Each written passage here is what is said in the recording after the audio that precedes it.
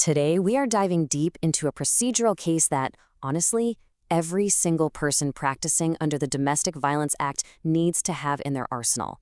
We're talking about Anshu Gupta versus State.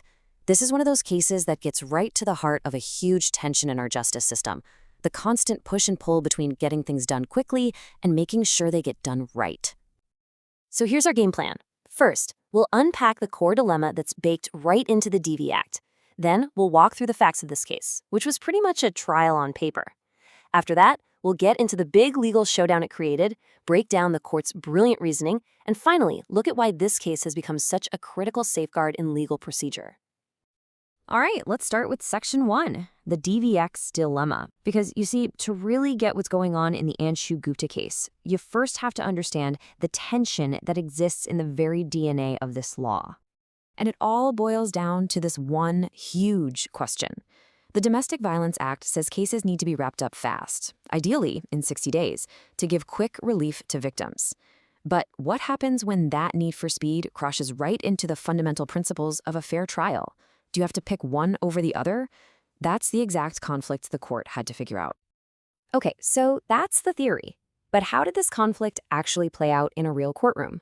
Section 2 gets into the nitty-gritty of this case, which, as you'll see, turned into a trial conducted almost entirely on paper.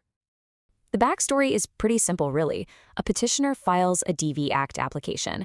The trial court, probably trying to be efficient, makes its final call based only on the written affidavits submitted by both sides. And here's the kicker. Nobody got to cross-examine anyone. A judgment was handed down without any of the live testimony, without any of the testing of evidence that we consider standard for a fair trial. So, naturally, the petitioner, feeling wronged by this process, appealed. And this is where things get really interesting. This is where we see two foundational legal principles collide, head-on, right there in the courtroom. You can see the two sides of the argument perfectly here. The petitioner's camp said, look, a decision based on untested written statements, that's a clear violation of natural justice. It's not legally sound. But the respondent fired back saying, hold on. The whole point of the DV Act is speed, and Section 28(2) gives the court flexibility to set its own procedure to meet that goal. It's fairness versus efficiency, in a nutshell. Now, to really appreciate the petitioner's argument, we have to be clear about what natural justice means here. It's not just some fuzzy philosophical idea. It boils down to the absolute right to a fair hearing. And a huge part of that is the ability to confront the evidence against you, to test it through cross-examination. It's not just a box to tick, it's a cornerstone of our entire system. So, the court is staring at this direct clash. Speed on one side, fairness on the other. What did they do? Let's break down the judge's razor-sharp logic. The entire decision really turned on how the court interpreted Section 28 of the DV Act. The court pointed out that subsection 1, which says proceedings follow the Criminal Procedure Code, is the default rule. Yes, subsection 2 gives the court flexibility, but, and this is key, that flexibility is not a blank check to throw fundamental justice out the window. And this quote from the judgment says it all. The court basically said, sure, use affidavits to get the ball rolling and speed things up, that's fine. But it also said that an affidavit doesn't become reliable evidence until it's been tested. That right to cross-examine the person who wrote the affidavit, it's not negotiable. It must be protected. So why are we still talking about a 2011 district court case today? Well, because its impact was huge.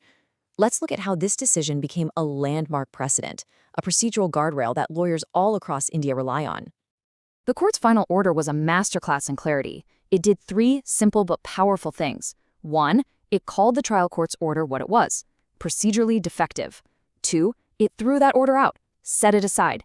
And 3, it sent the case right back down for a do-over, with explicit instructions to give both sides the full opportunity for cross-examination. This was a major correction. For all of you watching, whether you're a seasoned lawyer or still in law school, the takeaways here are crystal clear.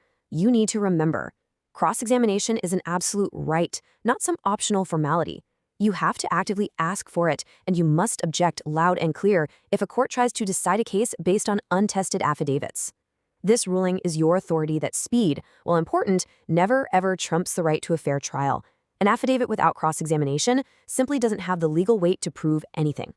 So in the end, Anshu Gupta leaves us with this timeless question.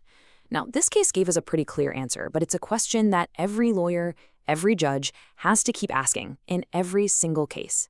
We have to constantly check ourselves to make sure that our push for efficiency doesn't end up tipping the scales of justice out of balance.